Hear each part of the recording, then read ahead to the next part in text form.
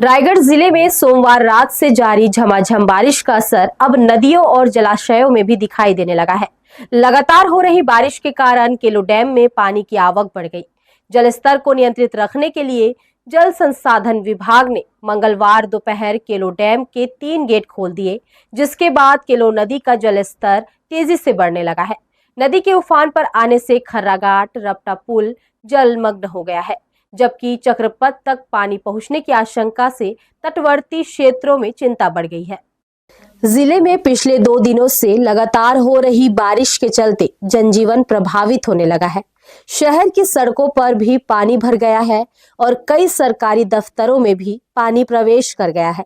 सोमवार रात से जारी मूसलाधार बारिश के कारण ऊपरी क्षेत्रों से बड़ी मात्रा में पानी केलो डैम में पहुंच रहा है। डैम के जलस्तर में लगातार बढ़ोतरी को देखते हुए जल संसाधन विभाग ने मंगलवार दोपहर एहतियात के तौर पर डैम के 3 गेट खोल दिए। डैम के गेट खुलने के बाद केलो नदी के जलस्तर में भी तेजी से वृद्धि दर्ज की जा रही है।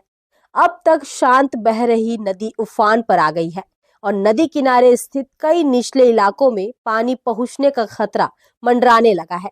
सर्किट हाउस रोड स्थित खर्राघाट रपटा पुल पूरी तरह जलमग्न हो गया है, जिससे इस मार्ग पर आवागमन प्रभावित हो गया है। वहीं नदी का पानी चक्रपथ तक छूने लगा है, जिससे आसपास के लोगों में चिंता का माहौल है। दूसरी ओर ऊपरी इलाकों में लगातार हो रही बारिश के कारण नालों और सहायक जलधाराओं में भी इससे तटवर्ती क्षेत्रों में बाढ़ की आशंका बढ़ गई है। नदी के बढ़ते जलस्तर को देखते हुए नदी किनारे बसे लोगों में खलबली मच गई है और लोग स्थिति पर नजर बनाए हुए हैं। लगातार हो रही बारिश और संभावित बाढ़ की स्थिति को देखते हुए जिला प्रशासन पूरी तरह अलर्ट मोड पर है। कलेक्टर ने स्वयं शहर के जलभराव एवं बाढ़ संभावित क्षेत्रों का निरीक्षण किया। उन्होंने नदी के दोनों तटों का निरीक्षण करते हुए उन क्षेत्रों का जायजा लिया जहां जलभराव की संभावना अधिक है। कलेक्टर ने निर्देश दिए कि आगामी दिनों में भी भारी बारिश की संभावना को देखते हुए सभी संबंधित विभाग आपसी समन्वय बनाकर कार्य करें तथा किसी भी संभावित स्थिति से निपटने के लिए पूरी तैयारी रखें।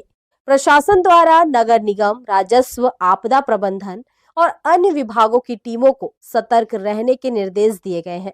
साथ ही निचले और तटवर्ती क्षेत्रों में रहने वाले लोगों से भी सतर्कता बरतने और प्रशासन द्वारा जारी दिशा निर्देशों का पालन करने की अपील की गई है।